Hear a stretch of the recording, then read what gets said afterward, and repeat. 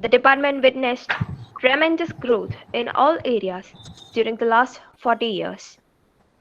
Our department, which is highly active in the research field, is still continuing its journey with an excellent academic as well as other co-curricular performances.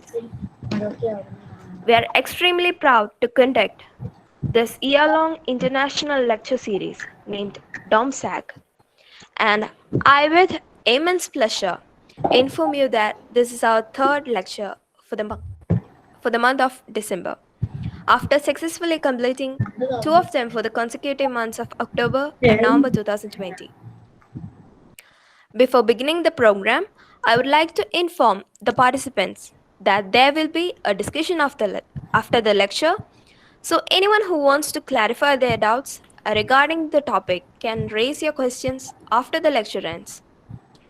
Also, towards the end of the webinar, a feedback link will be provided in the chat box. The participants are requested to attend the webinar to the end and fill in the form to receive your e-certificates. It is said in prayer, it is better to have a heart without words than words without a heart. These are the great words of Mahatma Gandhi. So we can make our hearts empty and ask for God's blessings with a prayer song.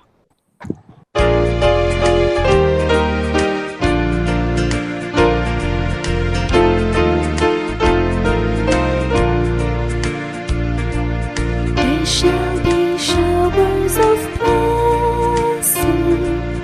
This is the promise of love. There shall be seasons refreshing, sent from the Savior above. Showers of blessing, showers of blessing we need. Mercy drops round us are falling, but for the showers we plead. There shall be showers of blessing, precious reviving again, over the hills and the valleys, sound of abundance of rain. Showers of blessing, showers of blessing we need. Mercy drops round us are falling, but for the showers we plead. There shall be showers of blessing, send them upon us, O Lord. Grant to us now a refreshing. Come and now honor thy word. Showers of blessing, showers of blessing we need. Mercy drops round us are falling, but for the showers we plead. Now I welcome Dr. Indulal G, Associate Professor of Department of Mathematics, to deliver the welcome speech. Respected Vice Principal and Head of the Department of Mathematics, Srimati Kuchurasya Joseph, the guest of honor, the great mathematician from the Sorbonne University, Michel Waldschmidt, Vice President of the Ramanujan Mathematical Society, Professor Vijay Kumar Ambat, my colleagues and my dear students. Our institution, which is established in 1965 as the only seat of higher learning in Kuttanad, we bear the characteristics of the locale and inhabitants of whom the majority are farmers and agricultural laborers. Those people desired for an educational institution that would transform the future generation educationally and help them overcome the barriers and cross boundaries of this waterlogged area. The Catholic Church's determination to uplift the downtrodden and to spread Catholic tradition of brotherhood, love, self-respect, dignity, and ethical values to the younger generation, and to accomplish the educational, social, economic, and cultural aspirations of the natives evolved into the vision and mission of the institution. And in brief, St. Aloysius College Edattua was conceived as a doorway for the underprivileged youth of the remote waterlogged rice bowl of Kutanad to pass into the realms of higher education. And I am standing on that platform of this prestigious institution to welcome all of you to this program. The great scientist Galileo Galilei once remarked that the book of nature is written in the language of mathematics. And the present involvement and intervention of mathematics in day-to-day life has conclusively proved the relevance of this statement.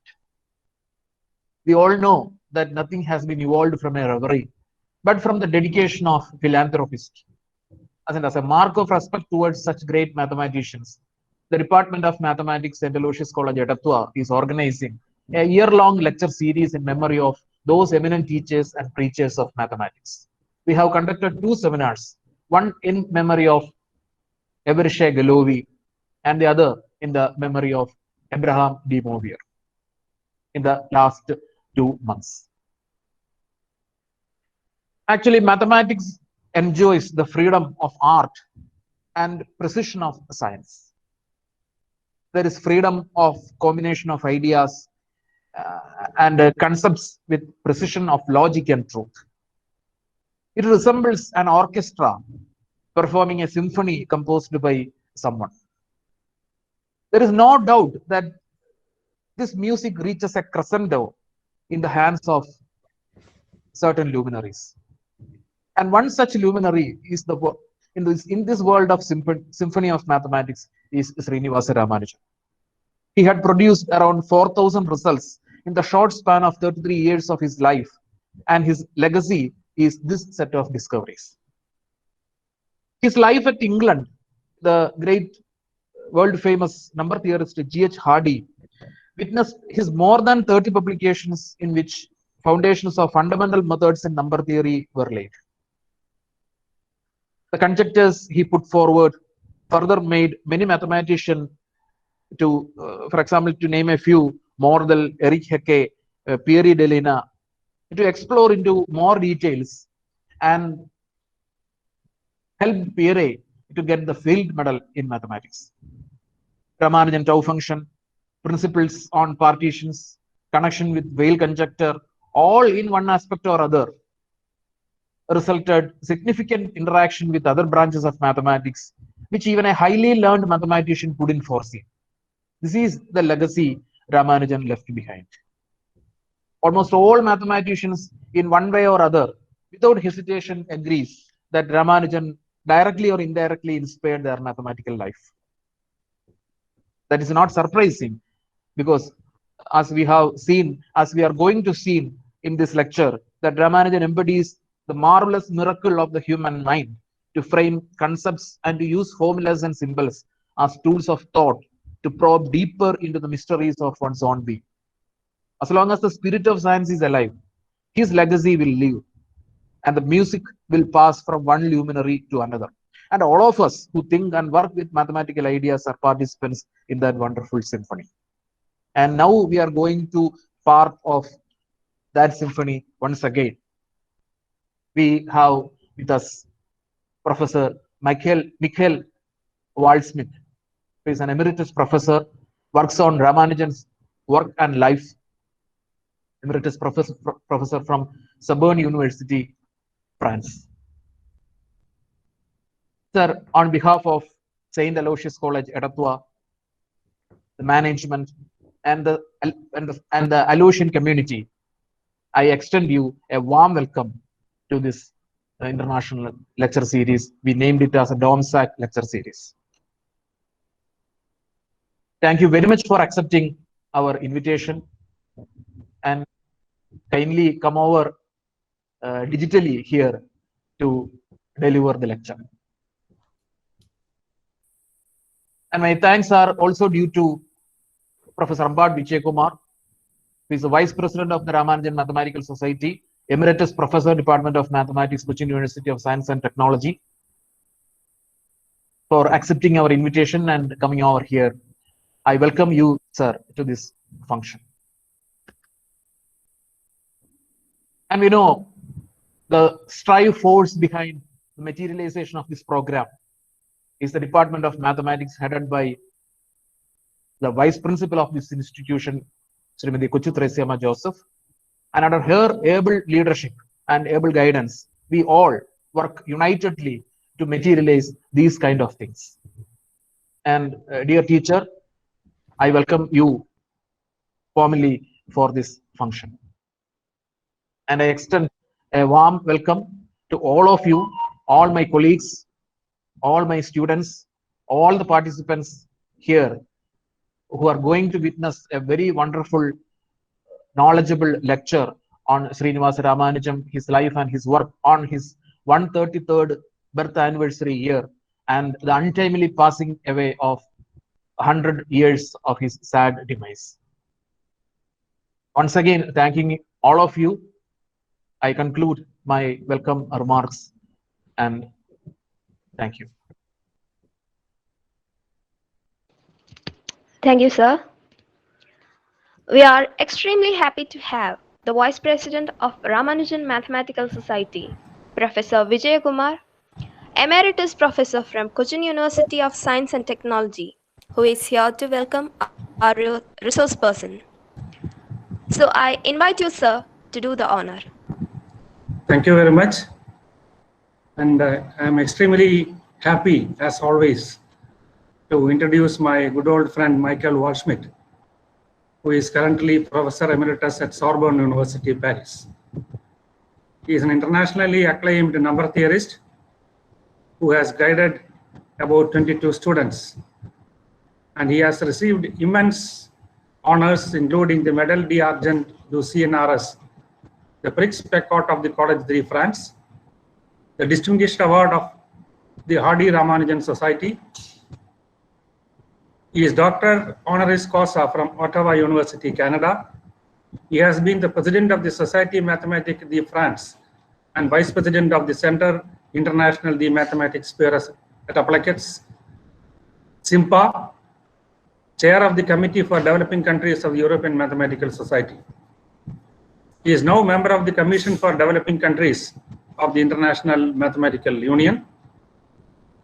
And all of you, please join us in congratulating Michel that he is selected for the AMS 2021 Bertrand Russell Prize. So please join and congratulate him for this nomination. And I now invite Michel to deliver his lecture on Srinivas Ramanujan, his life and works, and wish you all a healthy, happy 2021. So over to Michel, please. So thank you very much. So thank you, Vijay, for your very kind words. And thank you also, Professor Indulal, for inviting me and for organizing this DOMSAC webinar series. This is a very nice initiative that you are taking to promote mathematics among all your students. And so I will speak on Srinivas Ramanujan. As you mentioned, it is a very special time now because it's 100 years ago that Srinivas Ramanujan passed away. And there are plenty of webinars and lectures, especially this month, which is just the birthday anniversary of Ramanujan. And for me, it is the fourth time that I deliver a talk this month. Only the second one on Srinivas Ramanujan. The other talks were on different subjects. this is not my main field. I worked in several topics, number theory, complex analysis, and so on. But I welcome all your questions at the end of my talk, and it may be that my friend Vijay will be more able than me to answer your technical questions about Ramanujan. So thank you to all of you for attending my lecture. I welcome you. And even during my lecture, if you have some questions, don't hesitate to raise your hand, and then I will try to answer if something is not clear. So in this lecture, I will give a few biographical information about Srinivas Ramanujan, and I will discuss some points of mathematics which are related with his work. There are many of them, and I just made a selection, including Euler Constant, which is something that Srinivas Ramanujan studied when he was quite young, nested roots, divergent series, the Ramanujan-Nagel equation, partitions, Ramanujan tau function, Hardy-Littlewood and the circle method, highly composite numbers and transcendental theory, the number pi, and the lost notebook. I can tell you that my main field is transcendental theory, and this is why I include this topic in this survey.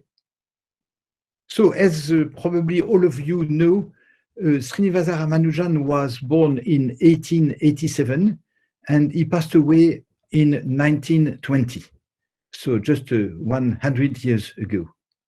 The first biographer of Srinivas Ramanujan was P.K. Srinivasan.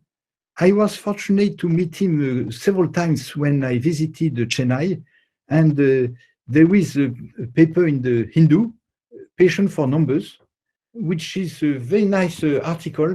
P.K. Srinivasan was a kind of man that there are a few examples like him in India, but in other countries, I hardly know anyone devoted to mathematics like he is and he was.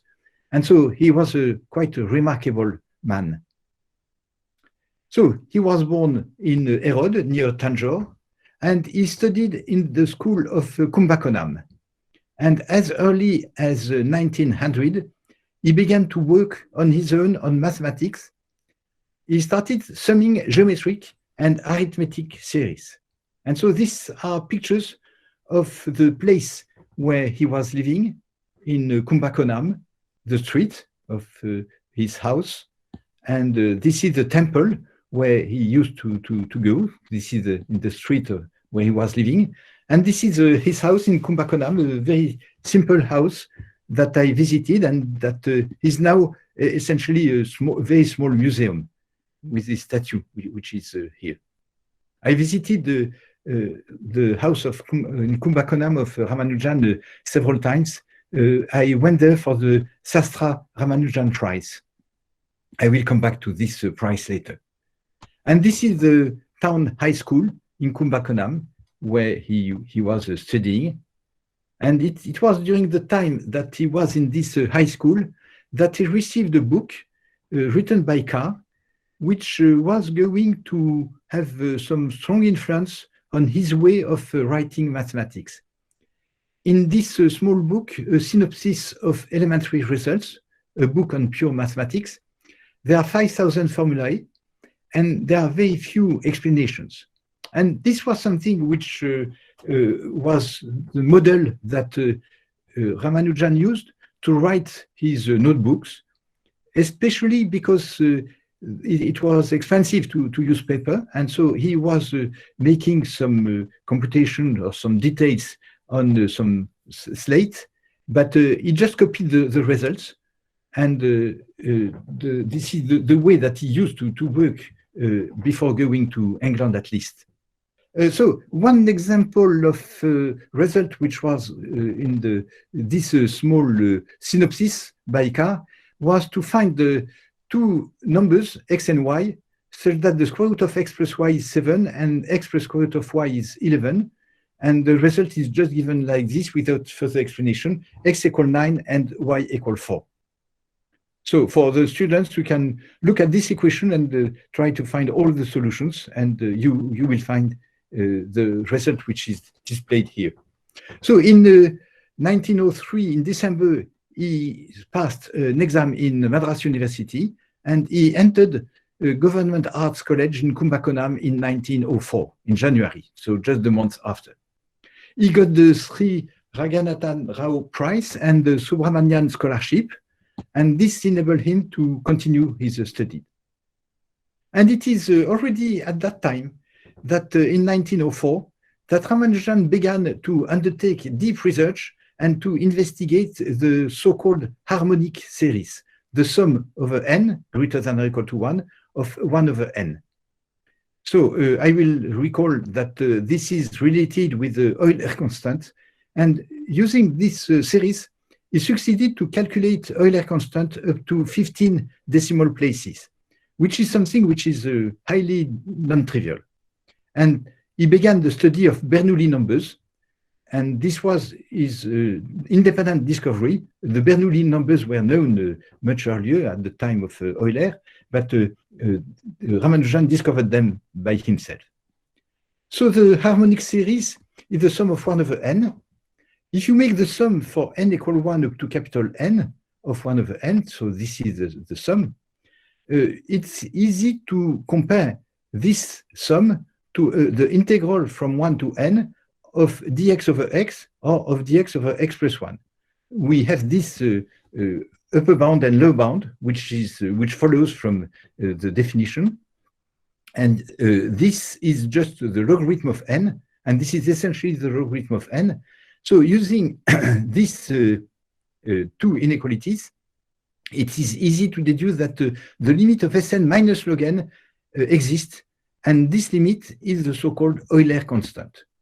And so this is something that Ramanujan discovered by himself when he was quite young. There are a lot of things to say about Euler constant. I give here a reference to a paper of mine. It's a lecture that I gave on the Euler constant. Is it a rational number, an algebraic irrational number, or a transcendental number? This is the kind of open problem on which I have been working, and we still do not know. So this is an intriguing problem. Everybody expects that it is a transcendental number, even if there is one paper which is published where the author claims that it is a rational number, and he thanks me for helping him to complete the proof, but I do not believe the proof is correct. And so there are a lot of things to say about Euler constant, and a very good reference is a paper by Lagarias, Euler constant, Euler's works and modern developments. And you can find this paper online for free on the archive. The bibliography of this paper includes 314 references. So it is just the integral part of 100 times pi. And among these references, there is one which is to the Euler archive. This reference gives a complete list of Euler's work. The number of papers is quite huge. Euler is one of the most prolific mathematicians. And these papers are given in chronological order. And so this is quite an important reference. But you see, the reference to the archive is eulerarchive.maa.org. And it turns out that in his list of 314 references, Lagarias forgot to include MAA. So when I first wanted to check this this reference, I typed like Lagarias eulerarchive.org, and I found this website, which has nothing to do with Euler. So this is when I saw for the first time the paper by Lagarias. And just before giving this talk here, I checked again the same reference, and it has changed, but it is something in Indonesia, and there is nothing related to Euler. So you have to be careful to this reference which is here. So you have a sequence of harmonic numbers. Hn is the sum of 1 over j for j equal 1 up to n. And you have the sequence 1, 3 half, 11 over 6, And it continues with 25 over 12, and so on. So you have an infinite sequence, which tends to infinity. And my advice, especially to the students who are attending this course, I see that you are now 68, so welcome again. If you have a sequence of numbers, it is advisable to look at the online encyclopedia of integer sequences. It is a superb data basis where Sloan collected a very large number, a huge number of references to integer sequences. And so if you have such a sequence yourself in your work, and if you want to know, for example, you have the first 10 elements and you want to know what is the next one, you can look at this encyclopedia and most likely you will find what is the next one. So if you look at the numerators and the denominators of the harmonic numbers, you have the sequences which are given here. And on this encyclopedia, you know many things about these two sequences. So Euler studied the limit of the harmonic number of index n minus log n and computed the limit. And as you can see, Euler had only a very limited number of decimals. The 8 which is here is not the right one. And Euler gave a number of formulae on gamma. One of them is a connection between this limit here and an alternating sum. So it's sum for m equal to up to infinity of -1 to the m, and zeta of m divided by m. So what is zeta of m? Zeta of m is the value of what is called the Riemann zeta function. But it was studied before by Euler. Euler studied this function when S is a real number. And the achievement of Riemann came from the fact that he studied this function for S, which is a complex number. So when I say that Euler studied it for S, a real number, it turned out that this series is a convergent series only if S is greater than 1, when S is real, and real part of S greater than 1 if S is a complex number. But in spite of that, Euler studied this function when S is a real number, but a negative real number, or a number less than 1. And this series is a divergent series. But this is not something bad for Euler, and Euler used to work with divergent series. When Riemann extended the Euler function, zeta of S, to the complex plane, he had something which was, according to Cauchy's theory of convergent series, and he found the same results as Euler when S is a negative real number. The numerical value of Euler constant now is well known up to a very large number of decimal digits, and these are the first digits that you can find, of course, on the online encyclopedia of integer sequences. It is called the Euler-Mascheroni constant sometimes, but the contribution of Mascheroni was just to compute some decimals and not much. So this is the value of the Euler constant, as you can check from the encyclopedia of Sloan. The Bernoulli numbers that Ramanujan discovered on his own were studied by Jacob Bernoulli. There are many Bernoulli mathematicians, but Jacob Bernoulli was the one who worked on Bernoulli numbers, who gave the name to these numbers. And they are defined by induction, by the fact that the sum of for k equals 0 to n minus 1 of nkbk is equal to 0. So you see, we stop at n minus 1. It would be more natural to stop at n, but it is n minus 1. And so if you look at the coefficients which are here, 2, 3, 3, 4, 6, 4, 5, 10, 10, 5, you recognize the binomial coefficients, but the last one that you could expect is not there. And once you know that B0 is 1, you deduce the value of B1, B2, B3, B4, and you have these rational numbers. That they are rational is something quite natural, but the denominator of these numbers plays a very important role in mathematics. So let me come back to the life of Ramanujan. In 1905, he failed the final exam.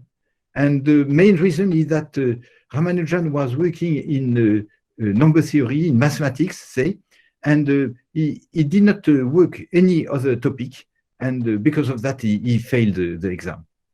He entered another college in Madras, but then he became ill and he went back to Kumbakonam. And again, in 1907, in December, he failed the final exam. The next year, he studied the continuous fraction and divergent series, and I will come back to that. He underwent an operation in 1909, in April, and in 1909, the same year, he married with Janaki Amal, who lived until she was 94 years old. So I had the opportunity to meet her when there were some conferences for the 100th birthday of Ramanujan, and at that time she was living in Madras, in Chennai. So he went to Madras, Ramanujan went to Madras, he met Ramaswamy Iyer, and in 1911 he wrote his first mathematical paper. He got a job as a clerk office in the Madras Port Trust, and thanks to Sir Francis Spring and Sir Gilbert Walker, he got a scholarship for him from the University of Madras for 2 years, starting in May 1913. At that time, of course, Great Britain was ruling India, and this is why there are so many people from Great Britain who come into the picture in this story. It was in 1912 that Ramanujan solved 2 problems which were posed in the Journal of the Indian Mathematical Society, and they were related with nested roots. The first example is when you take the square root of the number which is 1 plus 2 times a square root again. And this square root is 1 plus 3 times the square root, and so on. So you have 1, 2, 1, 3, 1, 4, 1, 5, and so on. And the question was, what is this number? And the same when you have alternatively 6, 7, 8, 9, and then 2, 3, 4. It's a good exercise to solve these 2 problems on nested roots. I will not claim that I solve it, I will just give you some hints. And this is the way that Ramanujan found the answers. The first number is 3, and the second number is 4. And here is the proof for the first one. So you have 1, so you have 2, 3, 4, 5, and so on. And here you have each time you have 1. And Ramanujan starts from n plus 2 square, which he writes 1 plus n plus 1 times n plus 3. Now, he takes the square root of the right-hand side, and he multiplies by n. So you get n times n plus 2, which is n times the square root and the square root of this right-hand side. Now, the remarkable fact is that n times n plus 2 is something which occurs here with n replaced by n plus 1. So if you define f of n as the left-hand side, the formula which is here can be written f of n equal n times the square root of 1 plus f of n plus 1. And so by induction, you get f of n equal n, the square root of 1 plus n plus 1 times the square root of 1 plus f and n plus 2, and so on. And so you just replace n by 1, and you have the first nested root. But if you replace n by 1, you get 3 from the value of f of n, which is here. It's a good exercise to give a full proof of the formula, the first formula, showing that you have something which is convergent in the sense of Cauchy. The second nested formula is proved in a very similar way. You start with, Ramanujan starts with n plus 3 square equal n plus 5 plus n plus 1 times n plus 4. You take the square root of the right-hand side, you multiply by n, and you have n plus 3 equal n times the square root of n plus 5 plus n plus 1 times n plus 4. And this n plus 1 times n plus 4 is this function with n replaced by n plus 1. Now, g of n is n times n plus 3. From this formula, which is nothing than this one, you get by induction g of n is the square root of n plus 5 plus n plus 1 times the square root of n plus 6 plus, and then this g of n plus 2, you replace it again by this, and you get what you want when you take n equal 1. For n equal 1, g of 1 is 4, and this gives you 6, 7, 8, and so on. So this is the sketch of proof. It is at the same time that Ramanujan wrote to a mathematician from Cambridge, Hill, in 1912. And in his letter, Ramanujan said that he made some very important discoveries. And among the discoveries that he mentioned, there were some divergent series. The first one is the sum of the integers. And he wrote that the sum is minus 1 over 12. The next one is the sum of the squares. And he wrote that the sum is 0. And the last one is the sum of the cube. And he wrote that the infinite series has a sum which is 1 over 120. So Hill was a well-established mathematician. He did not know divergent series, but he replied to Ramanujan the same year. And he told him, your formula are wrong, because the sum, if you stop at n of the integers, is 1/2 of n plus 1, which tends to infinity. The second sum is given by this formula, and the third sum by this one. And so your formula does not make sense. In fact, the formula that Ramanujan found by himself were already known by Euler, who used to work with divergent series. And this is a subject which is quite important nowadays, especially in connection with theoretical physics, the renormalization of divergent series. But it was known by Euler in his book, which is Introductio in Analysum Infinitorum. And Euler gave the values of the Riemann, the so-called Riemann Zeta function at negative integers. So if you look at the values at the negative integers, you will get a sum which is a divergent sum.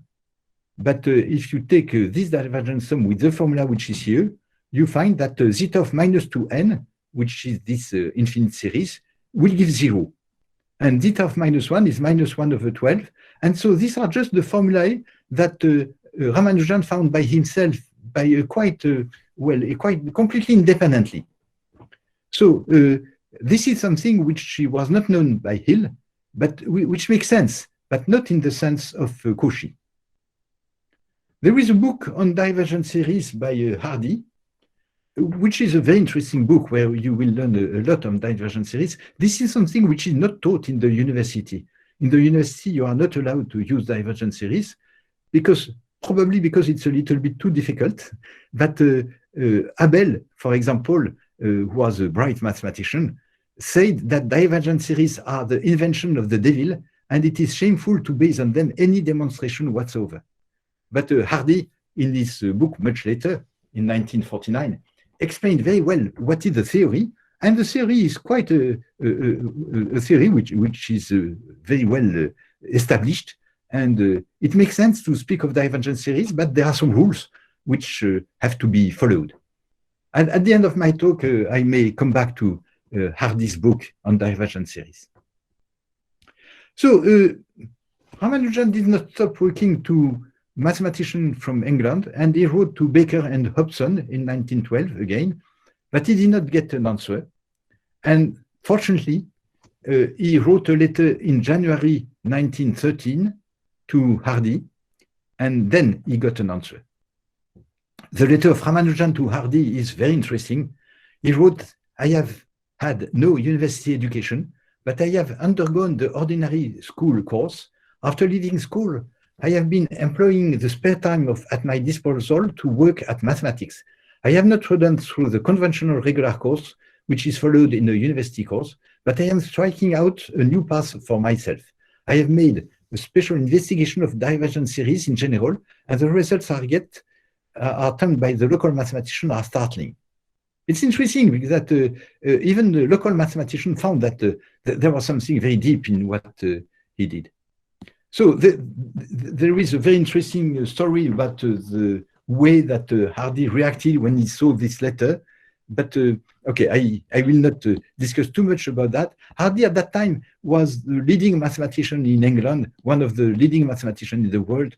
He is well known also for his joint work with Littlewood. And there is something which is called the Hardy-Littlewood method, which plays quite an important role in mathematics. So in the letter from Ramanujan to Hardy, again, Ramanujan included some infinite series, divergent, like the alternating sum of the integers. The general term tends to infinity, so it is divergent, definitely. And the other one, which is even more divergent, it is alternating, but it is the factorial. And the values that Ramanujan found was 1/4 for the first one and 0.596 for the second one. So the answer from Hardy is very interesting. Hardy wrote, I was exceedingly interested by your letter and by the theorems which you state. You will, however, understand that before I can judge properly of the value of what you have done, it is essential that I could see the proofs of some of your assertions. By the way, Ramanujan was not able to produce precise proofs, so it was difficult for him to read this answer. Hardy continues by saying, your results seem to me to fall into roughly 3 classes. There are a number of results that are already known or easily deducible from known theorems. There are results which, as far as I know, are new and interesting, but interesting rather from their curiosity and apparent difficulty than their importance. And the third class is results which appear to be new and important. It is clear from the background of Hardy that the divergent series that Ramanujan was very proud of fall into the first category, results that are already known. Hardy does not claim that there is anything wrong in the result claimed by Ramanujan. It just considers the 3 classes which are here. So some are already known or easily deducible, but Hardy found that some of them are new and important. So the continuation of the story is that in 1913, in February, there was a new letter from Ramanujan to Hardy. You see, the correspondence is going quite fast because the first letter from Ramanujan was in January 16, the answer from Hardy was in February 8, and the next letter was in February 27. And at that time, the mail was going by boat, and so it took or by plane maybe, but it took quite a long time. Well, it was fast compared, given the situation in that time. So a colleague from Hardy visited India in 1913, and it was Neville, and Neville arranged the trip from Ramanujan, who went to Cambridge. He started in March 17, and he reached Cambridge in April 14. Just 4 years later, he became fellow of the Royal Society, and in November, fellow of the Trinity College of Cambridge, and he went back to India in 1919. So again, it took a long time for him to come back. So I would like to come back to some mathematics and explain some puzzle which was asked by a friend of Ramanujan, Mahalanobis. He was just 6 years younger than Ramanujan. And Mahalanobis asked the following puzzle to Ramanujan. It's about a street in the town of Louvain in Belgium, where houses are numbered consecutively. Well, I visited Louvain, but I can tell you that there is no such street, so it's just a puzzle for mathematics. One of the house numbers had the peculiar property that the total number of the houses lower than it was exactly equal to the total of the numbers above it. And the mysterious house number was greater than 50, but less than 500. I have included here some links to the Mahalanobis first, and also to this puzzle for where you will find some more information. I gave a talk on this topic recently, and it is on the square root of 2, the golden ratio, and the Fibonacci sequence. So if you are interested, you can look at the file, the slides of my talk, and also the video, which is available on YouTube. And there are many things to be said about this puzzle. I will just give you the answer that Ramanujan found very fast. He just took a paper. He got the right answer. The house number is 204, and the street has 288 houses, which means that he found that 1 plus 2 plus 3 plus 203 is the same as 205 plus 206 up to 288. So it's quite interesting to know how he found that. But I told you that Ramanujan studied the continued fractions, and he knew the continued fraction of the square root of 2. And when you know this, it's not difficult to find the answer. And Ramanujan is said to Mahalanobis that he was able to give an infinite sequence of such houses, but there is only one solution, 204, for which the number of houses is less than 500. So you have here the list of the house numbers, and here the list of the corresponding number of houses. To get an infinite sequence like this is not so difficult once you know the solution, because if you want to know how to find 204, you have to find the first solutions, which are less than 50, and then there is a linear recurrent sequence which gives the solution. So you see, the first solution corresponds to a street where you have no house, and so the number of the house is empty. And this is reminiscent of the comment by the question which was asked by Ramanujan when he was a student in school, when the teacher said, if you have 6 bananas and 3 students, how many bananas will each student get? And Ramanujan asked, if there is no student and no banana, what is the answer? So you see that here you have 0 and 0. The next solution is very similar. There is a street with 1 house, and the number of the house is 1, and so there is no house on the left, no house on the right, and so it is a solution. It's a trivial solution, but you see, because of the recurrent sequence which is here, if you know 2 solutions, you know all the solutions by this formula. So if you know the solution 0, 1 for the 2 sequences, you have this one, 6, which is 6 times 1 plus 0. And you have 35, which is 6 times 6 minus 1. And then you have 204. Of course, I have to say something about the Taxicab number, which is a story from Hardy's obituary of Ramanujan.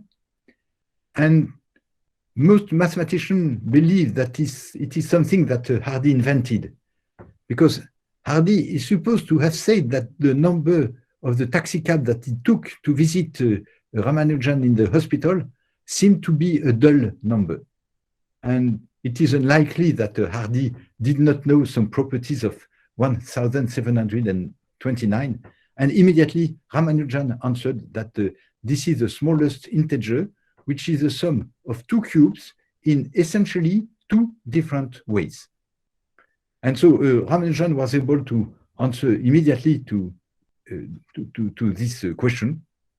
And I like this story because of personal reminiscence.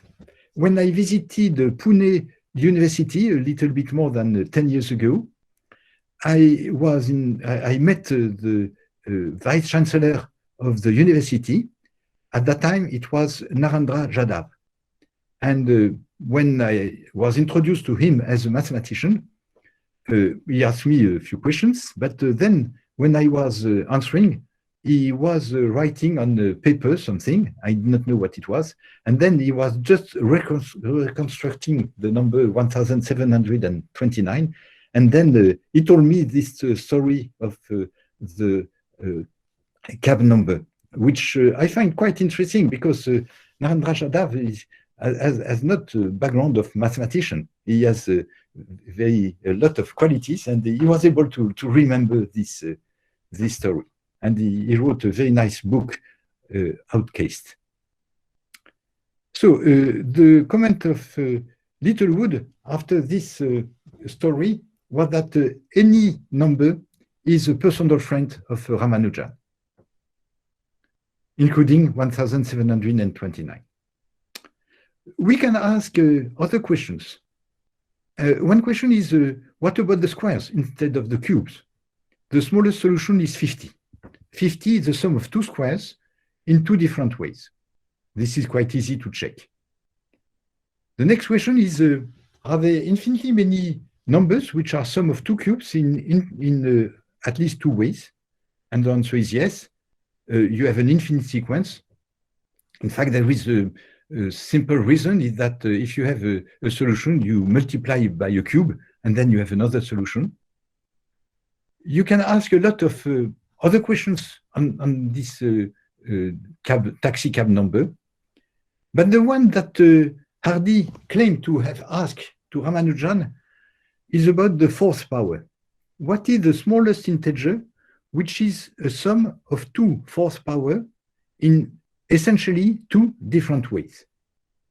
And according to Hardy, Ramanujan thought a little bit and said, I do not know, but it must be very large. And in fact, this number was known already by Euler, and it is given by the formula which is here. This is an example of a Diophantine equation where you want to write a number in this way.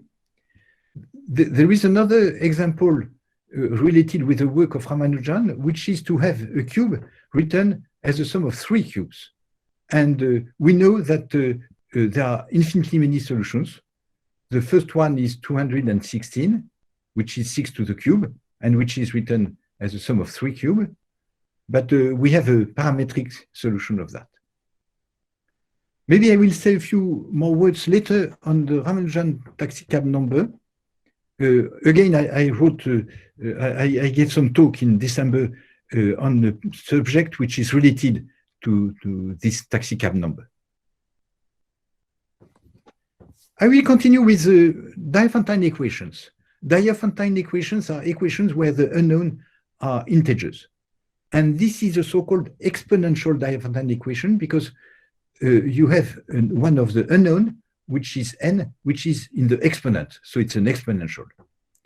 And Ramanujan found that the equation x squared plus 7 equal 2 to the n has 5 solutions. And the solutions are given here. 1 squared plus 7 is 8, 2 to the cube. 3 squared plus 7 is 16, 2 to the 4. 5 squared plus 7 is 32, 2 to the 5.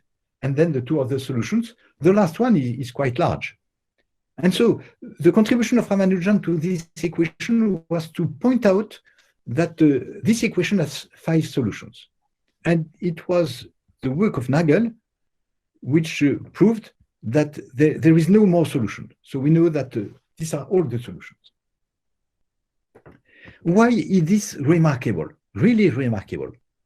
It is because you can ask a number of other equations. You can replace 2 by another number. You can replace 7 by either a positive number or another negative number.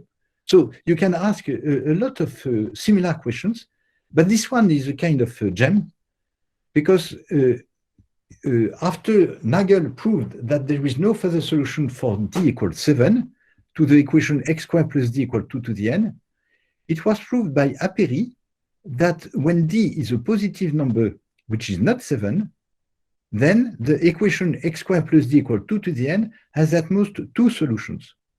So 7 is really something exceptional, and otherwise you have at most 2 solutions. Maybe you heard the name of Aperi. It is the same mathematician who, more than 15 years later, proved that the number zeta of 3, I defined the zeta function before, zeta of 3 is an irrational number. And this is quite an achievement because we do not know for zeta of 5, zeta of 7, we do not know whether they are irrational numbers. We expect that they are, but we do not know. And we do not know whether zeta of 3 is a transcendental number. So this was quite an achievement of Aperi, and it is the same Aperi, Roger Aperi, who studied this equation. So the question is, at most two solutions. Are there examples with two solutions? The answer is yes. There is one sporadic example, so there is an isolated example, if you prefer, which is D equals 23, and you have two solutions, 3 squared plus 23 equals 32, and 45 squared plus 23, which is 2 to the 11.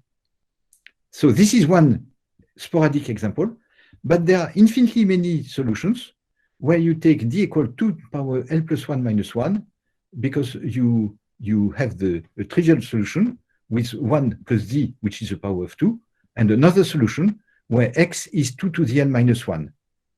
And D is the same number, and the N is 2L. It looks like we have exhausted the problem. We know everything, because we know that there are examples with two solutions, and there are even infinitely many such examples. But you see, mathematicians are never satisfied. When we say that some result is best possible, most often some other mathematician comes and improves the result, even if it was best possible. And this is the case where x squared plus d equals 2 to the n. Breakers proved that for all the other values of d, there is at most one solution. And to find example where you have one solution is quite easy. You fix x and n, and you have d, which is 2 to the n minus x squared. So you have one solution. But in this case, apart from the examples which are here, you will get only one solution. And there is a similar story for the case of d, which is negative, and the solution, which is similar to the one of Breakers, was given by Michael Bennett in 1995. We cannot mention the work of Ramanujan without speaking of partition. You may know, but I repeat it, that the partition number of an integer is the number of ways that we can write this number as a sum of integers. For example, if you look at P of 4, you can write 4 equals 3 plus 1, 2 plus 2, 2 plus 1 plus 1, and 1 plus 1 plus 1 plus 1. So you see that in this way of writing, we have non-increasing sequences, as we say. We will not write 1 plus 3, because it would be an increasing sequence. And so P of 4 is 5. So the first values are 1, 2, 3, 5, and then 7, 11, 15. And McMahon published a table of the first 200 values. And if you want to know more values, you look at the online encyclopedia of integer sequences. So this was one of the favorite subjects of Ramanujan, who claimed that there are some congruencies, that P of phi n plus 4 is a multiple of 5. The partition number of 7n plus 5 is a multiple of 7. And the partition of 11n plus 6 is a multiple of 11. And there are similar congruencies for 25, 49, and 121. So this were some of the results claimed by Ramanujan, and most likely he knew how to prove it, or he found why these results are true. But there is one result that he conjectured, and he was not able to prove it, which is that if you take for m an integer which has the prime divisors 5, 7, and 11 only, not any more prime divisor, if you take a multiple of m which is congruent to 1 minus 1 modulo 24, so 24l minus 1, then the partition number of nm plus l is a multiple of m for all n. In particular, P of L should be a multiple of m. Long back, Hanraj Gupta published a table of the partition numbers, and among the values of the table, he gave the value of the partition number of 243, and Chawla remarked that this gives a counterexample to the conjecture of Ramanujan. This number is divisible by 7 to the cube, and so because of that, the conjecture is wrong. The paper by Chawla is a very short paper. You see, you have the full paper, which is here. So the value of a paper is not counted by the number of pages, a very short paper can be quite interesting and have a very good mathematical value. So this is the full paper of Chawla. Apart from the footnotes, you see there is a footnote here and a footnote there. If you want to know more about partition, you can look at the work of Ken Ono on partition. And this is a picture of Ken Ono here with Manjul Bhargava here, which was taken in front of Ramanujan's house that you can see here in Kumbakonam. And Ken Ono wrote a nice paper after this visit, which is available on the notices of the American Mathematical Society. So I recommend this paper. The partition numbers were studied by Euler, and what Euler did is to look at the generating series of the partitions. The generating series means that you multiply P of n by x to the n, and you write the sum as a formal power series. And Euler proved that this formal power series is the inverse of infinite product of 1 minus x to the n, which is something we can write in this way: 1 plus the sum of P of n xn. This is the first line, row, and then this is the product of 1 minus xn to the minus 1. This is the second part of the formula. So this is something which was found by Euler, and you see that this involves an infinite product, a sum which is equal to an infinite product. It is something that Euler used to manipulate with the zeta function. The zeta function for s greater than 1 is given by an infinite sum, and it is also given by an infinite product, which is called Eulerian product. And of course, this was the start of the work of Riemann on the Riemann zeta function, and giving rise to the Riemann hypothesis, which is one of the most important open problems nowadays, to prove that this function zeta of s extended to the complex plane following Riemann, where s is different from 1, the zeros of this function, which have a real part between 0 and 1, have all a real part which is 1/2. So this is the Riemann hypothesis. It is a joint contribution of Ramanujan and Hardy to develop the circle method. The circle method is often quoted as the Hardy-Littlewood method, but this is not correct. It was really started by Ramanujan and Hardy, and then it was developed by Hardy and Littlewood on some problems in partition numerorum. The first time that this method was explained to mathematicians was in a lecture by Hardy in the International Congress of Mathematicians in Stockholm in 1916, and it was a joint work with Hardy and Ramanujan on partition, which was published in 1918, and it's only after that Hardy and Littlewood developed this method, first for the partition, but then the circle method had a lot of developments. It was developed by Hardy, Littlewood, Rademacher, Vinogradov, Davenport, and it gave rise to the large sieve, to the ternary Goldbach conjecture, to some progress on the binary Goldbach conjecture, on Waring's problem, and all this, they looked beyond reach before the birth of the circle method. This is really a very important contribution of Ramanujan to mathematics.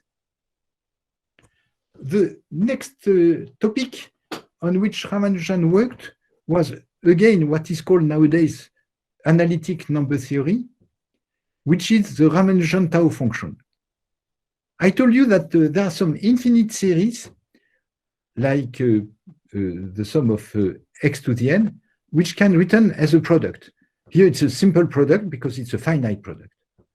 But for the tau function, you write the infinite product x times the product of n equal 1 to infinity of 1 minus xn to the 24. So you replace x by xn here and you take the power 24. Then you have an infinite series, just using the one which is here. And this infinite series is the definition of the Ramanujan tau function. So you see that in this definition, you have a power series, a series in x to the n. And what Ramanujan did is to look at this series as sum of tau of n divided by n power s. And then you have what is called Euler product. It's a product over the prime numbers. And you have this formula 1 minus tau of p to the minus s plus p to the power 11 minus 2s minus 1. So this function is given by this infinite series or this other infinite series, a series which is kind of a Fourier series. And Ramanujan pointed out that tau of Pn is divisible by p when p is a prime, which is 2, 3, 5, 7, or 23. And he gave also congruencies modulo 691. And this number 691 is the numerator of the Bernoulli numbers that Ramanujan studied when he was very young. There is a very famous conjecture by Ramanujan, which was proved by Deligne in 1974, which is an upper bound for this function tau of p, when p is prime, and the bound claimed by Ramanujan, conjectured by Ramanujan, was that tau of p is less than 2 p power 11 over 2. This is quite a remarkable result because it's difficult to understand how Ramanujan could come to this conjecture, the proof of which, by Deligne in 1974, uses very deep tools, including all the theory of Grothendieck on algebraic geometry. Grothendieck constructed a very huge machinery, which is now a basis of algebraic geometry and also Diophantine geometry and a lot of topics in mathematics. It's a very deep machinery. And Deligne was a specialist of that. And using all this machinery, he was able to prove the claim by Ramanujan, the conjecture rather by Ramanujan, that tau of p is less than 2 p to the 11 over 2. Deligne made some connection between these conjectures and some conjectures by Weil, and then he was able to prove all the conjecture of Ramanujan. Okay, I will continue with analytic number theory, and I would like to speak of a result coming from the work of Hardy and Ramanujan on the number of prime factors of n when n is large. And so the question is, if you take a random number, n, very large, what is the number of its prime factor? And the result is that it is very close, usually, to log n. The precise result is the following. You fix an epsilon which is positive, any value of epsilon. You count the number of integers n less than x, such that omega of n is between 1 minus epsilon log n and 1 plus epsilon log n. Then this number a epsilon of x is equivalent to x when x tends to infinity. I like to phrase this statement by saying that the number of prime factors of n is log n. Of course, it's a way to remember this result. You forget about the epsilon and you say the number of prime factors is log n. But when I saw this result stated like this, I asked myself, well, does it occur often that the number of prime factors of n is exactly log n? And I don't know the answer, but the conjecture is that it never happens. And the reason is that when n is at least 3, in such a way that log n is at least 1 and this is positive, most likely it never happens that log n is an integer. But this is a conjecture, and no one is able to prove the conjecture that log n is not an integer. But this is most likely to be true, and therefore this number is not exactly log n, but it is very close to log n. So this is a connection between the question of which is called the transcendental number theory, and another question of transcendental number theory occurs in the work of Ramanujan on highly composite numbers, which was one of his early work. And what Ramanujan did is to study integers which have a number of divisors which is large. And large means larger than the smallest integer. So if you look at the number of divisors of 60, it is 12. And if you take a number less than 60, the number of divisors will be less than 12. So 60 is a record for d of n. And so this defines a sequence of integers n. And there is a question which occurs from the work of Ramanujan in 1915, which is related to the fact that the quotient between two such integers should be a prime number or not. And this raises the question whether for t a real number, the condition 2 power t is in z and 3 power t is in z implies that t is in z. You see, if you ask only that 2 to the z is an integer, you have solutions. You take t equal logarithm of any number that you like you can take 1729 divided by log 2, and 2 to the t is an integer. But then, if you compute 3 to the t, it will not be an integer. So the question is whether this is true. And this was pointed out in a paper by Aloglu and Erdős on highly composite and similar numbers in 1944. They studied the paper by Ramanujan in 1915, and then they tried to prove several results on that, but they faced this difficulty. Is it true that 2 to the t is in z and 3 to the t is in z imply that t is in z? And they did not know the proof, so they wrote to Siegel, who was the main specialist of transcendental number theory at that time in 1944. In fact, just the same year, he wrote a book on transcendental numbers. And they asked Siegel, well, can we prove this? And Siegel said, I don't know the proof. I know the proof of a weaker claim, which is that the condition 2 to the t is in z, 3 to the t is in z, and 5 to the t is in z implies t is in z. And so this was the state of the art in 1944. After that, Lang, Ramachandra, and others developed this topic and proved the 6 exponential theorem, but the 4 exponential conjecture, which would imply the result that was asked by Aloglu and Erdős, is still open. So it is something that we do not know the proof. We have no doubt that the result should be true. I can tell you that this is one of the problems. So the problem which is here, the question which is here, it is one of the problems on which I have worked quite a lot, even as soon as I started to do research in mathematics, and this is still open. So I would be very happy if some of the students who attend this talk were able to solve this problem. There is something which was proved by Damien Roy, which is a result on matrices whose coefficients are linear forms in logarithms. I told you that the 4 exponential conjecture is open, the 6 exponential theorem is known. I proved something in between in 1985, which is the 5 exponential theorem. But in 1993, Damien Roy went further and got some very important results. But so far, they do not solve the question which arises from the work of Ramanujan on highly composite numbers. There are a few other papers by Ramanujan which are related with transcendental numbers, like this very nice formula for pi. Pi is very close to this number. This number is algebraic. You see, it's a root of a polynomial of degree 2, in fact, because you just have square root of 5. And it gives some approximation which is very accurate up to here. The next digit is not good, but it's very accurate.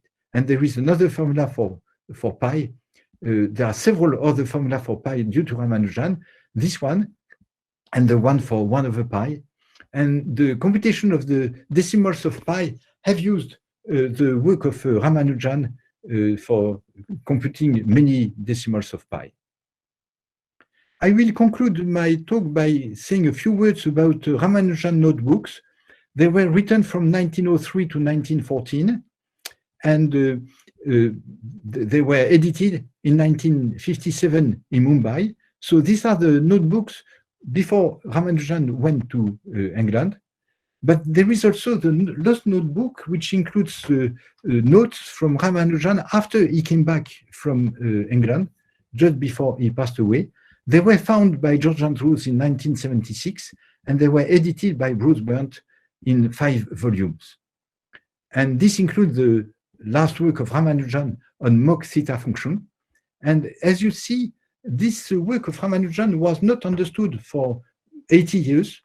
And in 2000, a student of DOMSAC wrote his thesis on the so-called mock theta functions and real analytic modular forms. And now it is a topic on which there are a lot of works. So we start to understand what Ramanujan knew 100 years ago. This work gave rise to a prize of the Sastra Ramanujan Prize. There are 2 prizes with the name of Ramanujan. One is given by the Sastra company, and it is given to some mathematician who is less than 32 years old, the age at which Ramanujan died. And the list of the recipients is given here, with the last one, which was given to Shai Evra just this month from Princeton University. And there is another prize, which is the ICTP Ramanujan Prime for young mathematicians from developing countries. And you have the list here with some people from India. The first one from India to receive it was Sujata Ramundorai. Okay, so I give some references to Ramanujan. There is a talk by DOMSAC, which is recorded in the National Library of France in Paris. And you have the Mathtutor of Mathematics, the World of Mathematicians from Wolfram Research, and the Wikipedia. Maybe I could end by saying that these references are very reliable. As you probably know, Wikipedia is not a reliable source of information. If you use Wikipedia, you just check what is said there. You look at what is given by Wikipedia. This gives you some idea of what might be true, but then you have to check with another source, which will be reliable. And the Mathtutor history or Wolfram Research are reliable work. Thank you, sir, for sharing your valuable time with us. The feedback link is provided in the chat box. The participants are kindly requested to fill in the form to receive their e-certificates. Concluding the event, there's nothing greater than a sincere thanks. So I invite Ms. Elizabeth Sakria of 2nd MSc Mathematics for a word of gratitude. Good afternoon, everyone. I'm honored and lucky to have the opportunity to give a vote of thanks on this occasion.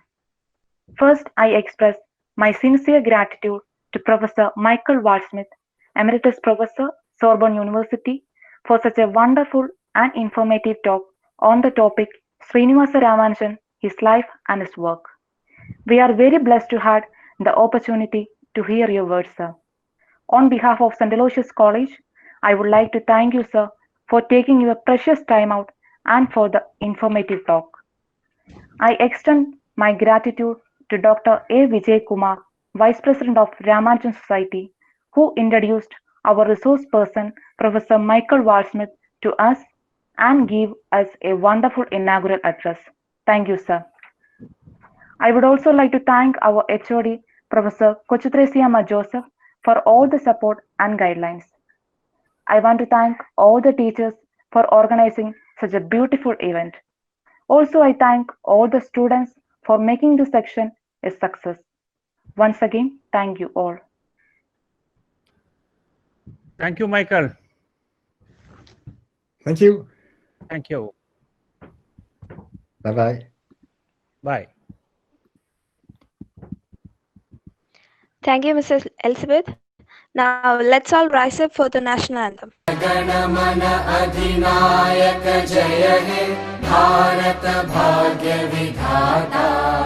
Punjab Sindh Gujarat Maratha Dravid Utkal बंगा विंध्य हिमाचल यमुना गंगा उच्चल जलधि तरंगा तव शुभ नामे जागे, तव शुभ आशीष मागे, गाहे तव जय गाथा। जन गण मंगलदायक जय हे भारत भाग्य विधाता। जय हे जय हे जय हे, जय जय जय जय हे।